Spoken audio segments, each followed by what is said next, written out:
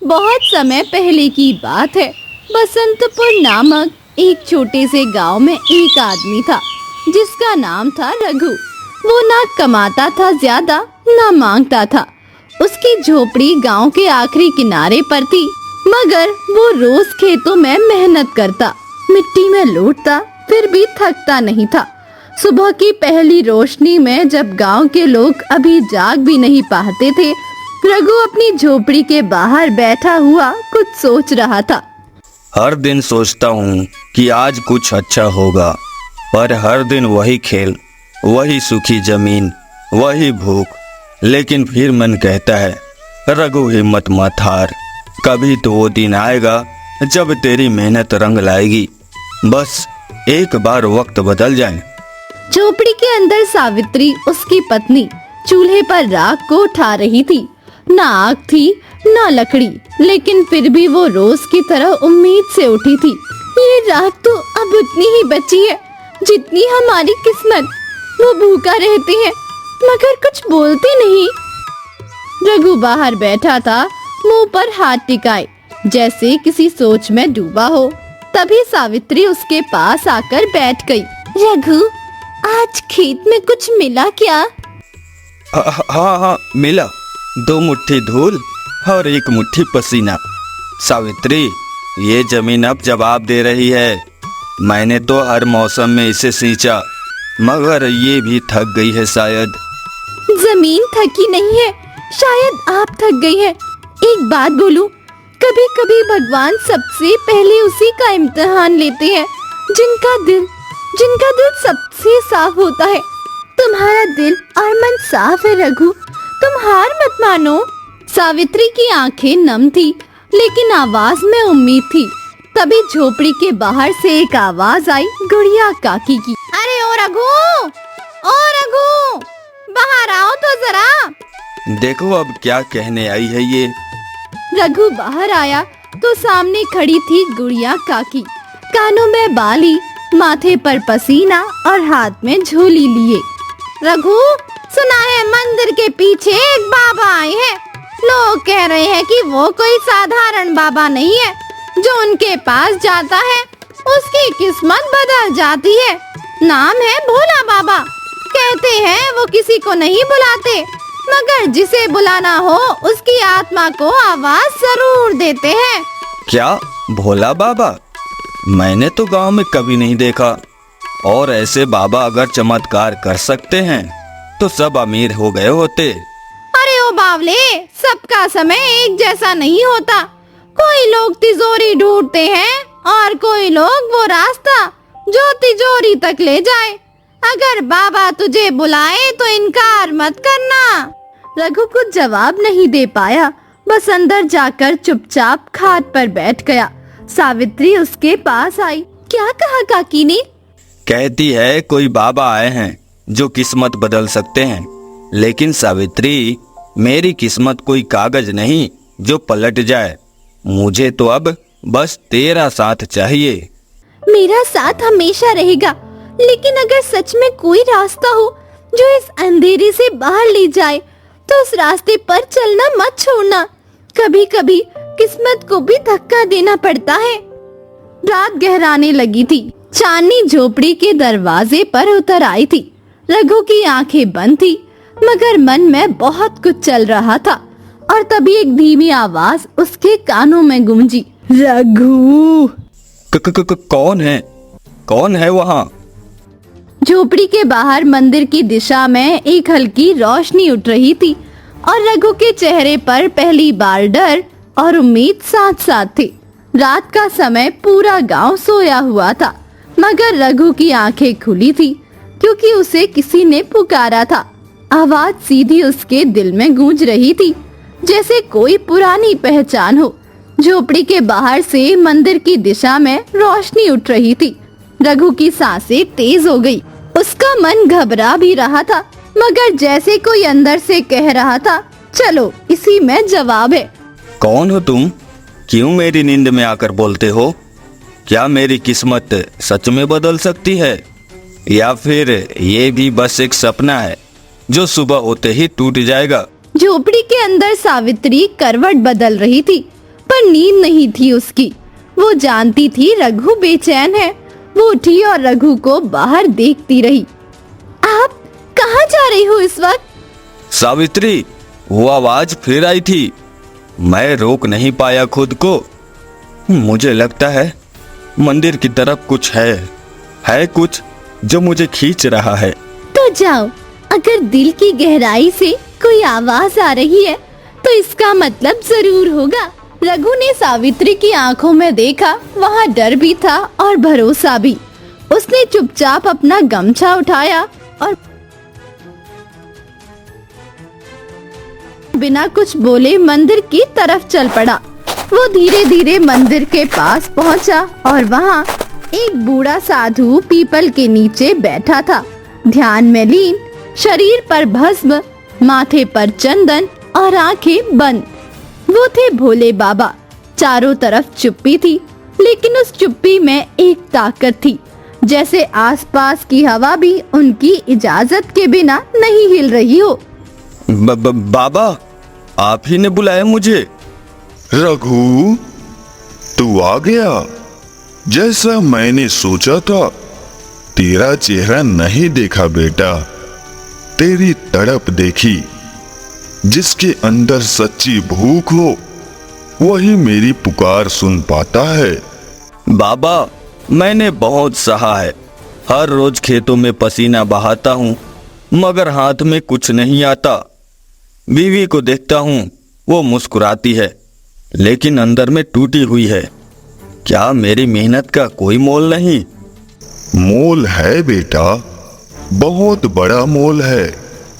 लेकिन ये दुनिया उन लोगों को जल्दी पहचानती है जो धोखा करते हैं, जो चिल्लाकर कहते हैं मैं गरीब हूं, और तू चुप रहा, मेहनत करता रहा, इसीलिए तुझे पहचानने में वक्त लगा। अब सुन, बसंतपुर से 5 कोस दूर एक सूखा तालाब है। उसकी जमीन में एक तिजोरी है, पर बेटा वहां सोना नहीं मिलेगा। जो वहां जाएगा उसे अपने डर से मिलना पड़ेगा, अपनी सच्चाई से टकराना पड़ेगा। तिजोरी? मगर बाबा, मैं तो गरीब आदमी हूँ। अगर वहाँ कुछ है भी तो क्या मैं लायक हूँ? लायक बनता है इंसान कर्म से, सच्चाई से। तू लायक है क्योंकि तेरे अंदर अभी भी उम्मीद बाकी है। लेकिन याद रख, वहां जाने वाला हर इंसान तिजोरी देख नहीं पाता। वो सिर्फ उसी को दिखती है जो अपने लालच से ऊपर उठ सके, जो सिर्फ अपने लिए नहीं औरों के लिए मांग सके। रघु की आंखों में आंसू थे। वो जमीन पर बैठ गया, जैसे अपने टूटे मन को समेट रहा हो। बाबा, अगर वह मेरी किस्मत है तो मैं जरूर जाऊंगा, लेकिन क्या मैं अकेला जा पाऊंगा? मुझे डर लगता है हारने का, खोने का और फिर से खाली लौटने का। डर हर किसी को लगता है बेटा, पर जो डर से लड़ ले वही जीतता है। तेरे पास कोई हथियार नहीं है, बस तेरी सच्चाई, तेरी मेहनत और तेरे आंसू, वही तुझे रास्ता दिखाएंगे। रघु धीरे धीरे उठा और बाबा के चरणों में झुक गया। जाओ बेटा, अगली पूर्णिमा की रात को वहां जाना। जो मिलेगा वो सबके लिए होगा, लेकिन तभी मिलेगा जब तू खुद को पूरी तरह सच्चा पाएगा। रघु लौट आया अपनी झोपड़ी में। चेहरे पर थकान थी, मगर दिल में उम्मीद की एक रोशनी जल चुकी थी। आप सच में जा रही हो? इतनी रात को, बिना रास्ता जाने, अकेले? मुझे डर लग रहा है। मुझे लगता है जैसे कोई आम बात नहीं। सावित्री, अगर ये सब झूठ भी हो तो भी मैं उस उम्मीद को खोना नहीं चाहता जो बाबा ने दी है। मैंने अपनी किस्मत को रोज आंखों में देखा है और वो हमेशा खाली ही रही। अब अगर कोई रास्ता है जो मुझे सच में वहां तक ले जा सकता है तो मैं डर के मारे पीछे नहीं हट सकता। ठीक है, जाइए, लेकिन याद रखना, आप जहाँ भी जाइएगा मेरा विश्वास आपके साथ रहेगा। रघु ने सावित्री की आंखों में देखा। वहाँ डर था, पर उसके पीछे छिपा हुआ विश्वास भी झलक रहा था। रघु ने गहरी सांस ली, अपनी लाठी उठाई और निकल पड़ा उस अनजान रास्ते की तरफ, जहाँ ना तो कोई साथी था, ना कोई आवाज, सिर्फ पेड़ों की सड़सड़ाहट और दूर से आता हुआ सन्नाटा था। जैसे जैसे वो बढ़ता गया, उसका मन और तेजी से धड़कने लगा। रास्ता उभड़ खाबड़ था, चारों ओर घना अंधेरा और पेड़ जैसे उसे ही देख रहे थे। बचपन से सुनते आए थे कि रात को सूखे तालाब की तरफ मत जाना। अब उसी ओर जा रहा हूँ। पता नहीं क्यों, पर लगता है जैसे कोई मेरे पीछे पीछे चल रहा हो, पर मैं रुकूंगा नहीं, अब नहीं। अचानक पेड़ों के पीछे से एक आवाज आई, धीमी और कांपती हुई, जैसे कोई औरत कुछ पूछ रही हो। रघु, रघु, कहाँ जा रहा है तू? किस्मत ढूंढने या खुद को खोने? रघु चौंका। उसने इधर उधर देखा, कोई नजर नहीं आया, पर वो आवाज एकदम पास लग रही थी। तुम कौन हो? क्यों मेरा रास्ता रोक रही हो? अगर तुमको मेरा डर दिख रहा है तो देख लो, पर मैं अब पीछे नहीं हटूंगा। बहुत आए इस रास्ते पर, बहुत, कुछ तिजोरी के लालच में, कुछ नाम के लालच में, पर सबने खुद को खो दिया। तो किस लिए आया है रघु? अपने लिए या अपनों के लिए? मैं उस बीवी के लिए आया हूँ जो हर दिन मुझे देखकर मुस्कुराती है, पर खुद को भुला बैठी है। मैं उन सपनों के लिए आया हूँ जो मेरी आंखों में अब भी जिंदा है। मैं खुद को खोना नहीं चाहता, बस इतना चाहता हूँ कि एक दिन खुद को देख सकूं बिना शर्म के। औरत मुस्कुराई, मगर उसकी मुस्कान में एक रहस्य था। अगर तुझे तिजोरी दिखनी है तो पहले अपनी सच्चाई से नजर मिला। हर चीज कीमत मांगती है रघु, कीमत। इतना कहकर वो औरत मानो गायब हो गई। रघु घबराया, लेकिन फिर उसका ध्यान सामने की तरफ गया। उसके सामने अब वो सूखा तालाब था, वही जहाँ बाबा ने भेजा था, और उसके बीचों बीच एक जगह की मिट्टी कुछ अलग लग रही थी, जैसे किसी ने कुछ दबाया हो। यही जगह है शायद, अब जो होगा देखा जाएगा। रघु धीरे धीरे जमीन पर बैठा और मिट्टी हटाने लगा। हर मुट्ठी में उसका पसीना मिल रहा था और उसके साथ साथ उम्मीद थी। मैं जानता हूँ मेरी किस्मत को खुद ही बाहर निकालना पड़ेगा। अगर यहाँ कुछ भी ना मिला तो भी मैं हार नहीं मानूंगा, और शायद यही सबसे बड़ी जीत होगी। कुछ ही पल बाद मिट्टी में से लोहे का एक कोना दिखाई दिया, पुराना, जंग लगा हुआ, शायद वही तिजोरी। रघु की आंखें चमक उठी, पर साथ ही दिल की धड़कनें तेज हो गई।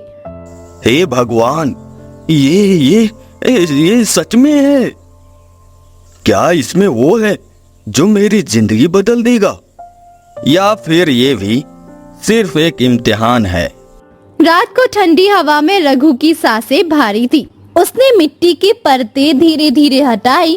हाथ में तिजोरी के काले, जंग लगे लोहे की ठंडी सतह महसूस हुई। दिल में उम्मीद और डर का अनोखा मिलन था।